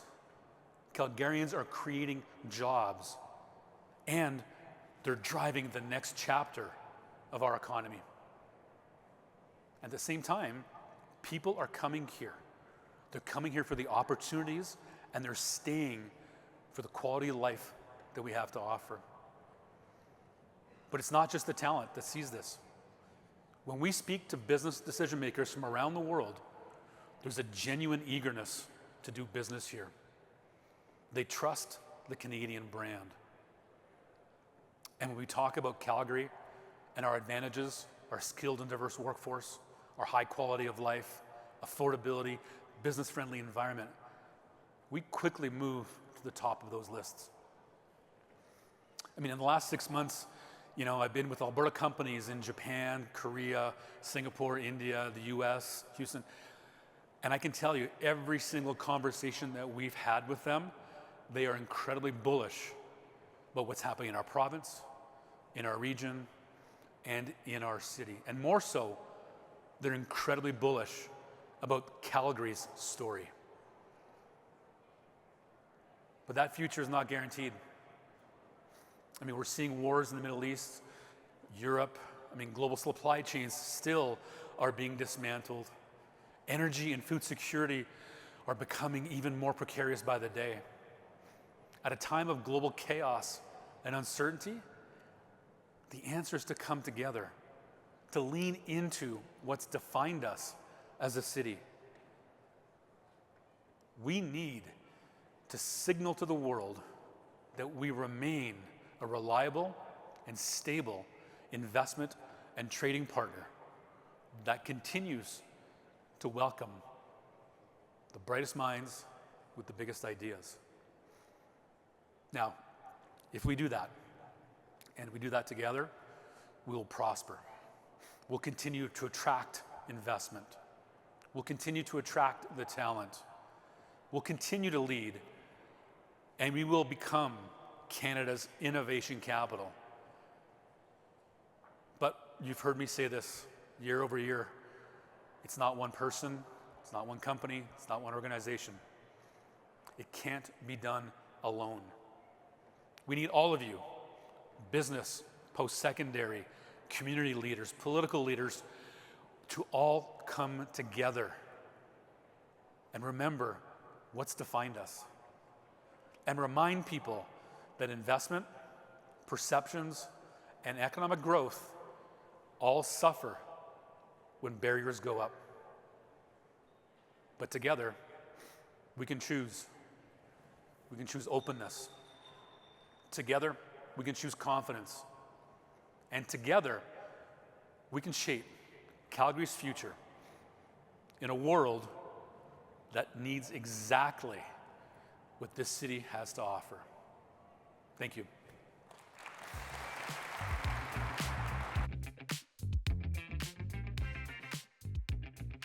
Thanks, Brad. These days, geopolitical shifts include everything from the formation of new trade blocs amongst friendly states, to the deterioration of the US's relationship with China, to war in the Middle East and now a tenuous ceasefire, and the increasingly urgent race for energy security. These events are rewarding a return to protectionism and industrial strategies where governments are prioritizing local manufacturing and securing their own supply chains. And while a lot remains out of our control, as we've said before, what remains within our control, as Brad just said, is making sure that we're telling the world we still remain a reliable trading and investment partner, one that continues to welcome the brightest minds with the biggest ideas. These are some of the themes our final panel is here to tackle. They will dive into the local impact of these changes, from how we navigate the high stakes of the 2026 CUSMA review to how AI will impact trade and supply chains. Please welcome Shona Riley, Director of Trade at Calgary Economic Development, who will moderate our discussion. Joining Shona are Jatan De Silva, Founder and President of GD Strategic, Carlo Dade, Director of International Policy and the new North America Initiative at the University of Calgary's School of Public Policy, and Matt Lowe, Founder and CEO of Zero Key. Please join us in welcoming our panel to the stage.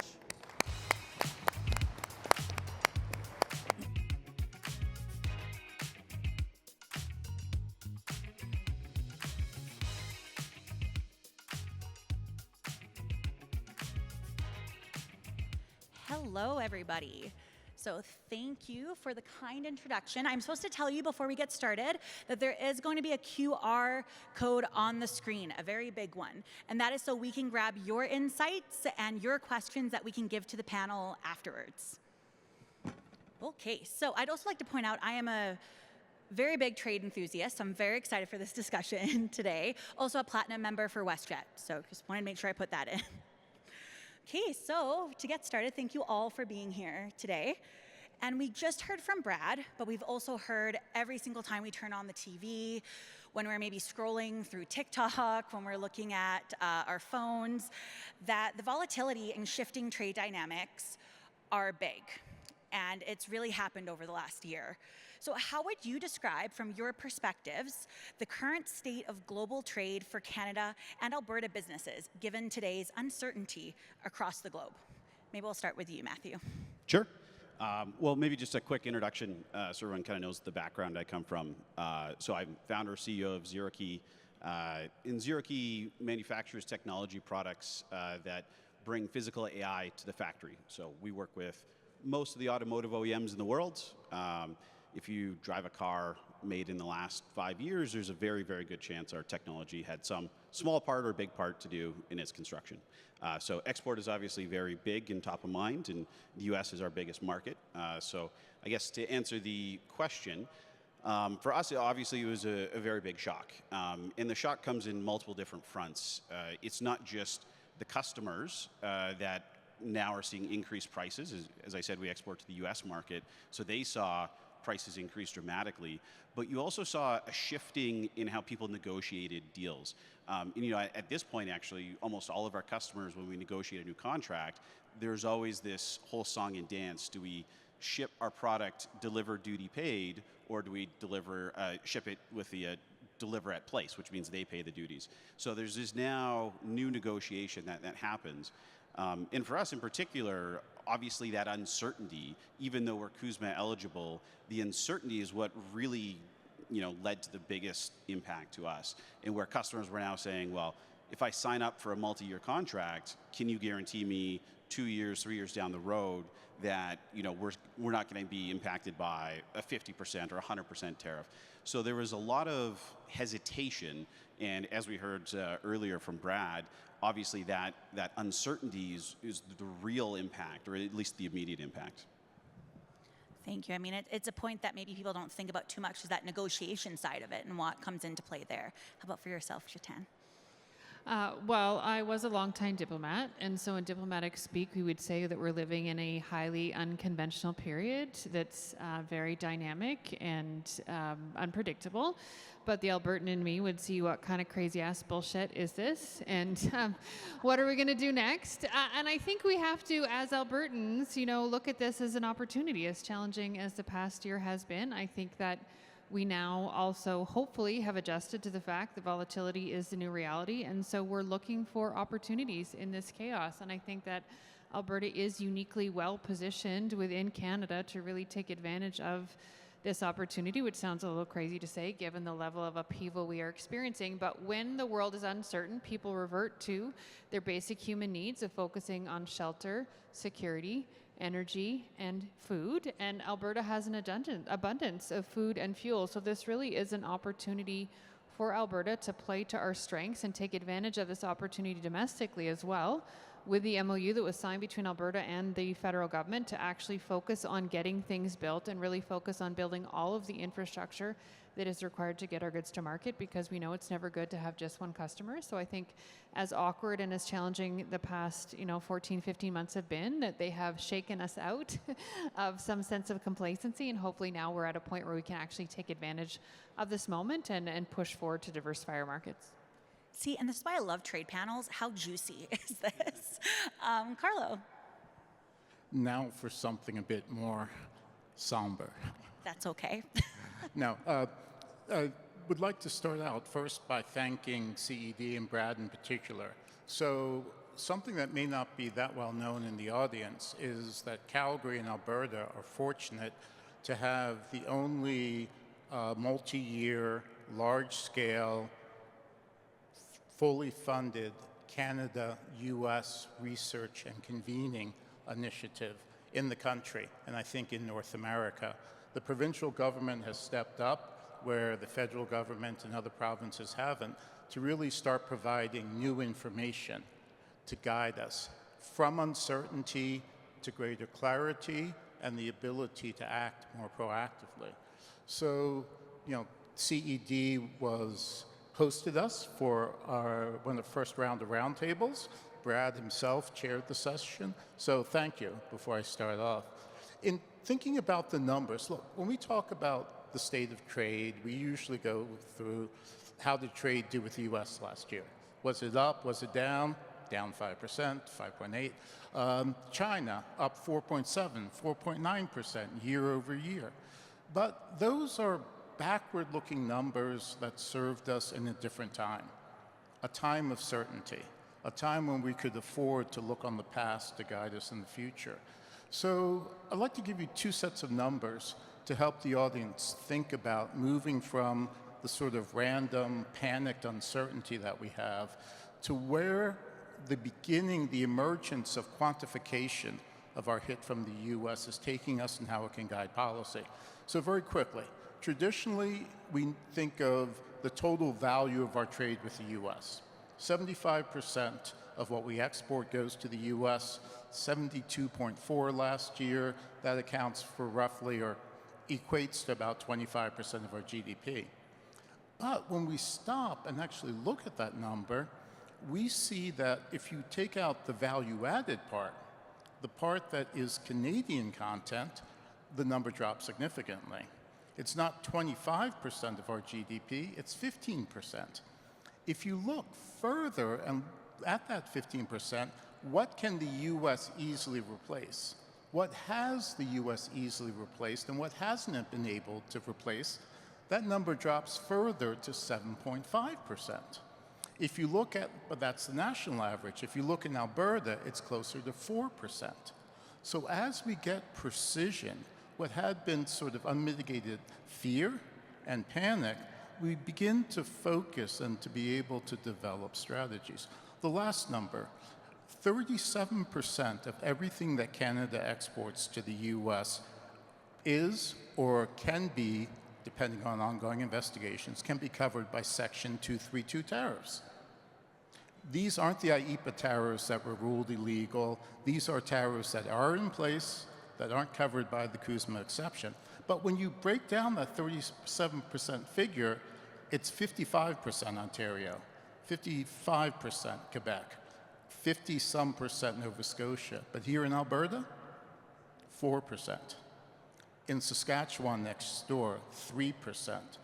Having those numbers replaces panic with, okay, where is that 4%? We're not Ontario where we have to worry about 55. We have the ability to find that 4%.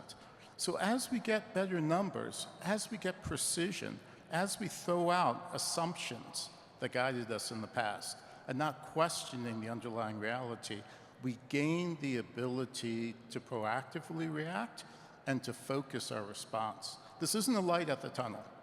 This isn't a get-out-of-jail-free card. There will be pain in the transition. There will be economic loss. But we are beginning to gain the ability to be able to identify it and react proactively. Thank you. Oh, there you go. If I could add on. Of course. That's actually maybe a good jumping off point just to echo Jitan's comments earlier of the opportunity that actually has come about because of this. And I was in Seoul, South Korea last week actually on a trade mission. And one of the things that struck me as incredible is actually the pull that we're getting from all of these other countries because they're in the same boat. They are suffering just as much as we are. And so we're actually seeing economic barriers drop in those middle power countries. And it was actually really, really interesting.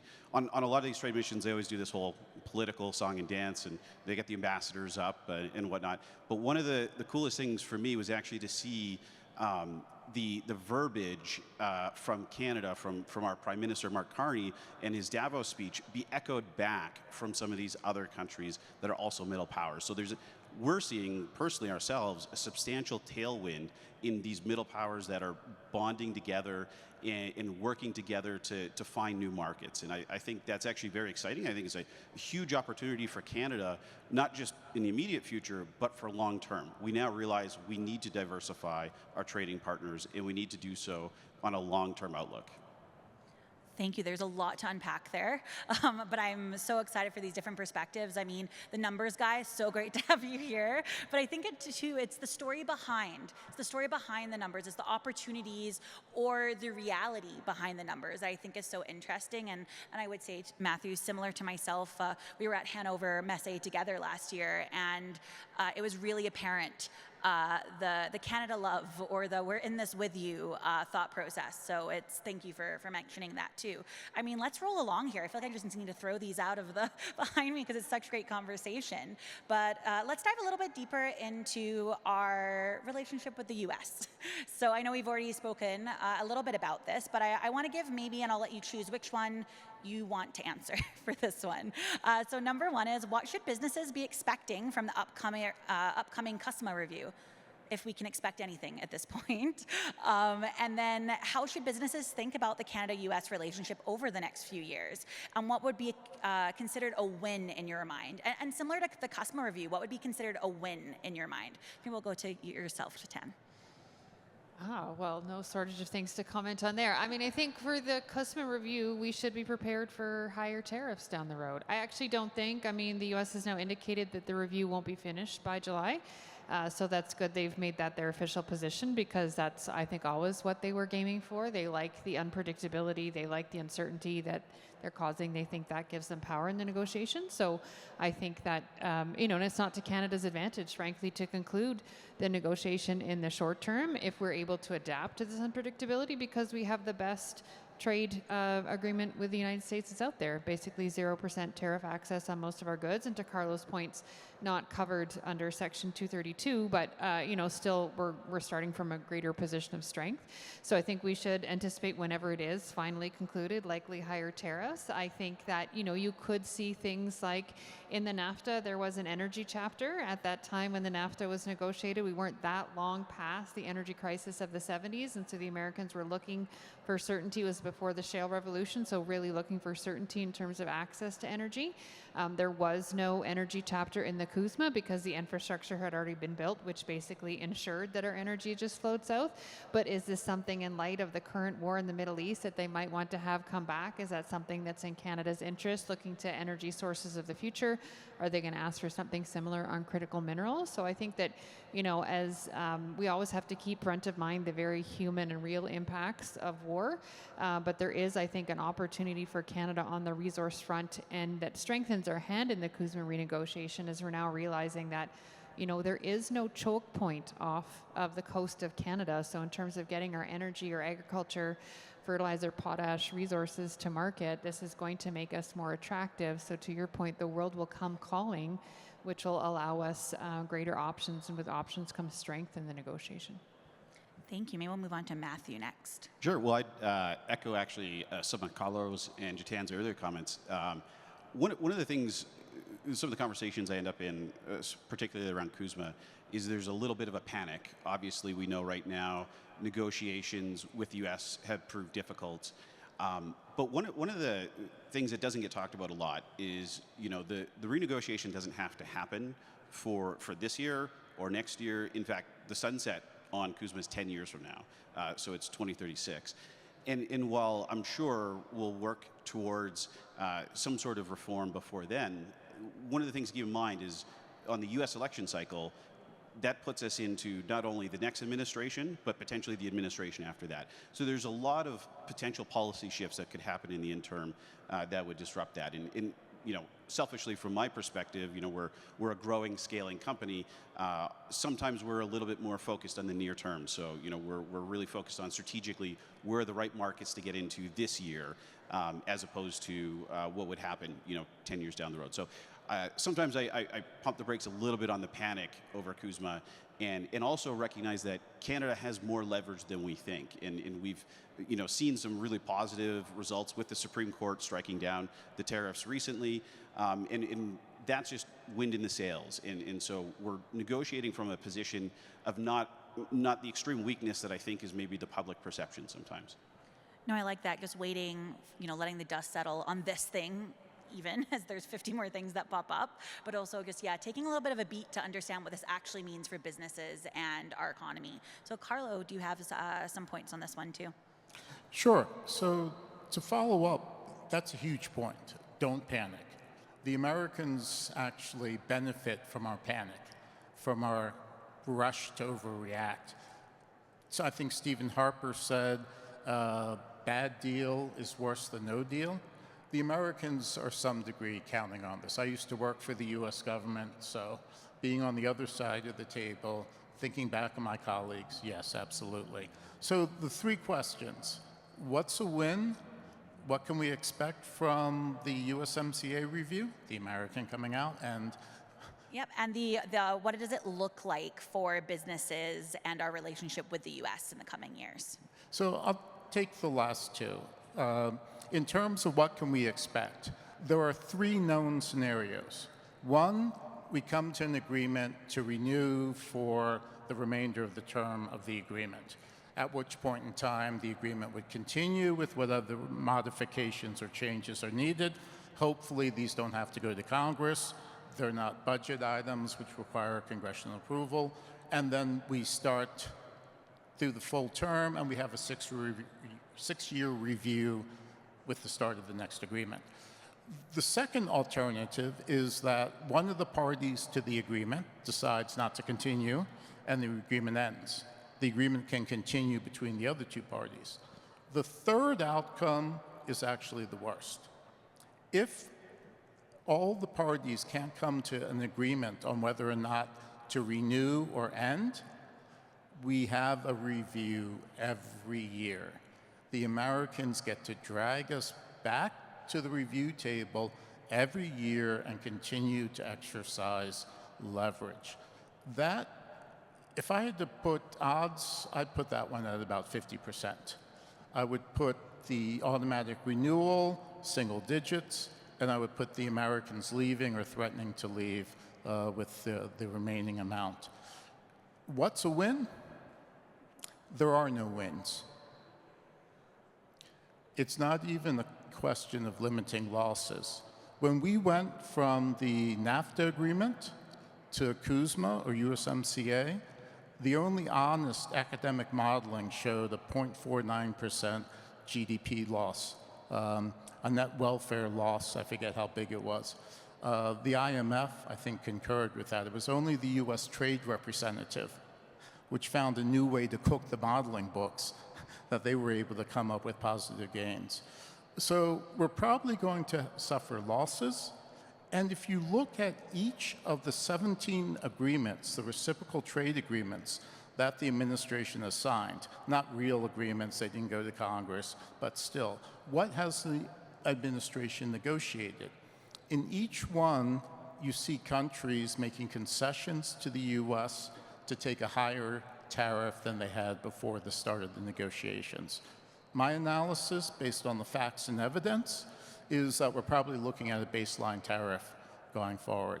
I would guess, and I'm 80, 75% certain, it's probably going to be in the 10% range if we're lucky, a lower tariff on oil and potash. But tariffs are a tax, and they're not just a tax, it's the only tax that the federal government in the US can impose. You look at the federal deficits, the big beautiful bill, the Americans need revenue. And I think what we've seen, again, in the 17 other agreements, you go through them, it gives you a pretty good indication of what's on the table for us. Thank you so much great insight here. I know we are almost out of time. So once again, I'm gonna throw caution to the wind and change this up a little bit. So we wanted to talk a little bit about trade diversification. And for us, a big question is, what markets are you seeing that would be something you would, let's not say recommend, but you're seeing, the foresight is there, you're looking to the future. What regions would you be looking at? And then for me, it's what should Alberta do to position itself to take advantage of these markets?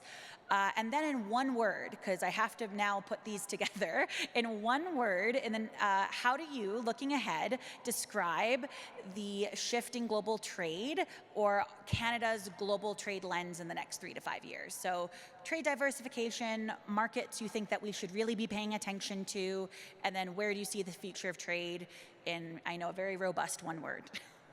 Maybe we'll start this way and we'll move forward. So Matthew. Sure. So I think right out of the gate, the obvious ones, Europe and Asia, and I think starting where there's the most natural fit. And we've found that countries that are used to our business culture, there's less friction in terms of doing business there.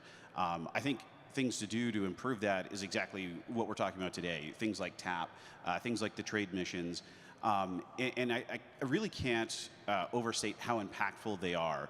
They've been a big factor in our success, but they're impactful in ways that maybe aren't always intuitive or obvious. And sometimes small little nudges in the right direction have big outcomes in the end. And I'm actually reminded of a speech Roger Federer gave. It was about a year and a half ago, but it's something I think about all the time. Is maybe one of the most incredible statistics. He said over the course of his professional tennis career, he won 80% of the matches he played. But if you look at the number of points he won in those matches, it was only 54%. And so that's a really good example of where you can have a force multiplier effect and translate little nudges in the right direction to big outcomes. And I think Calgary is doing that. I think government of Alberta is doing that. I think the federal government, more so now than ever, is listening and putting their weight behind that to diversify the trade markets. And as I said, we've seen a huge tailwind of those markets opening their doors as well because they're in the exact same boat. And I think banding those middle powers together, as Prime Minister Carney said, is where our strength is, our bargaining power is, and where we'll get leverage back in the negotiations, even with our partners to the south. Fantastic, thank you. I will disagree with Carlo and say that I think the win for Canada and the CUSMA is actually trade diversification, and to see our governments at all levels really take that seriously. I think the country of focus, just to be a bit more precise, would be India. It is, the world's most largest country by population. It's a growing economy. It's also a member of BRICS, and so it gives Canada geopolitical advantage to have close ties with a country in a different political alignment block, and there's tremendous opportunity there. If you look at what we are good at, we have the things that India needs, so I would focus there. And what was my one word? I would say potential. I think that, this is an opportunity, and it's up for us to seize that. So I think there is potential, and we need to turn that potential into something concrete. Fantastic, thank you. So I'm going to start with your, I thought, better together. Matthew, I'm going to summarize your one, and then potential, and then for yourself, Carlo. So I'll stick to markets for diversification. Look, our best market is the Canadian market. We spend a lot of time, and I'm guilty of this in academia, we spend a lot of time crunching the numbers, we spend a lot of time working on lowering barriers. What we haven't done is invest time and resources to help businesses actually take advantage of reduced barriers. And we could make further gains on reducing barriers, but look, we've got to move and start talking less and acting more in helping businesses.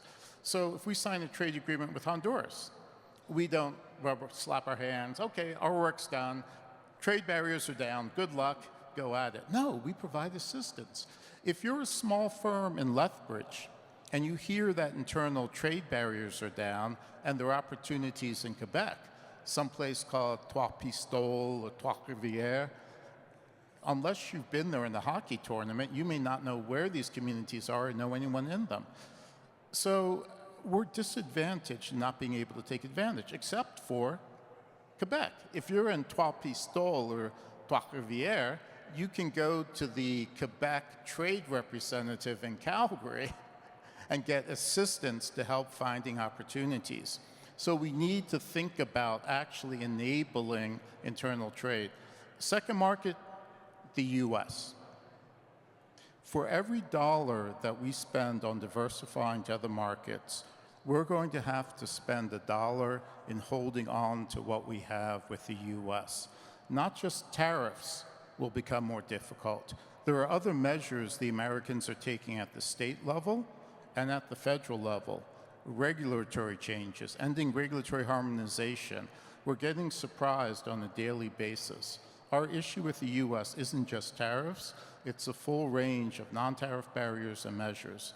So we're going to be in the US because of geography, because as bad as the US becomes, it's still better than, throw Honduras under the bus here. It's still a better market than Honduras. So diversification money, yes, abroad. First and foremost, Canada, and second, spending more money to simply hold on to a US that will become harder, more difficult, and more expensive. thank you so much. It's almost like you guys have done this before, because it works so perfect with better together, there's potential, and let's start looking and acting at home. Let's act. So I'm just going to look to my right here to see if I have time for questions for us. Nope, no questions today. But now you all know who they are, these wonderful panelists. Thank you so much for your time. I'm invigorated for the rest of the day, but thank you very, very much. Thank you.